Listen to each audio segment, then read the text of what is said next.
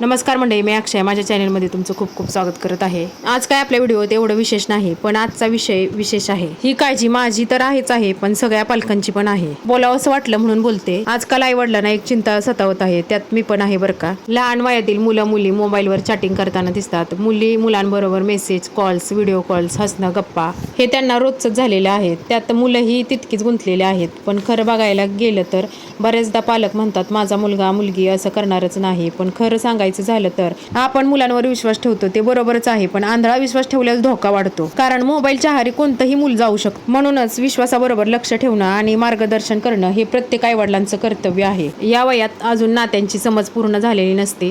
छोटं आकर्षण पटकन लागतं आणि अभ्यास, स्वभाव, घरचं वातावरण सगळ्यांवर परिणाम होतो. मोबाईलच्या अतिवापरामुळे अभ्यासावर लक्ष राहत नाही. डोळ्यांचे आणि मानसिक आरोग्य तर बिघडतेच, पण मुलं आई वडिलांना खोटं बोलायला लागतात. आपल्या मुलाच्या स्वभावातला बदल पालकांच्या लक्षात येतो, पण पालकांनी त्याकडे दुर्लक्ष करायचं नाही. त्यावर मुलांशी शांतपणे बोलून त्यांना समजावून सांगून मार्गावर आणणं गरजेचं आहे. कारण इथं आई वडिलांचीच मोठी भूमिका आहे. मुलांना मोबाईल द्यायचा असेल तर ठराविक वेळेसाठीच द्या. शक्यतो अभ्यासासाठी, शिकण्यासाठी किंवा गरजेपुरता वापर शिकवा. त्यातील जास्त माहिती त्यांना देऊ नका किंवा त्या मोबाईलचे दुष्परिणाम त्यांना सांगून टाका. म्हणजे ॲपचे. रात्री झोपायच्या वेळी मोबाईल मुलांकडे देऊ नका आणि मुलांसोबत वेळ घालवा, गप्पा मारा, मित्रमैत्रिणींसारखं बोला. बंधनं घालून मुलं थांबत नाहीत, पण प्रेमाने, विश्वासाने योग्य मार्गदर्शन दिलं तर ते नक्की ऐकतात. शेवटी मुलांना मित्र हवेत, पण आईवडिलांचा सल्ला हा त्यांच्यासाठी खरी ढाल ठरतो. मुलं मुलींनी मोबाईल वापरावा, पण योग्य वयात आणि योग्य कारणासाठी. लक्षात ठेवा, मोबाईल आपल्यासाठी आहे, आपण मोबाईलसाठी नाही. व्हिडिओ आवडल्यास सबस्क्राईब करा. चला बाय.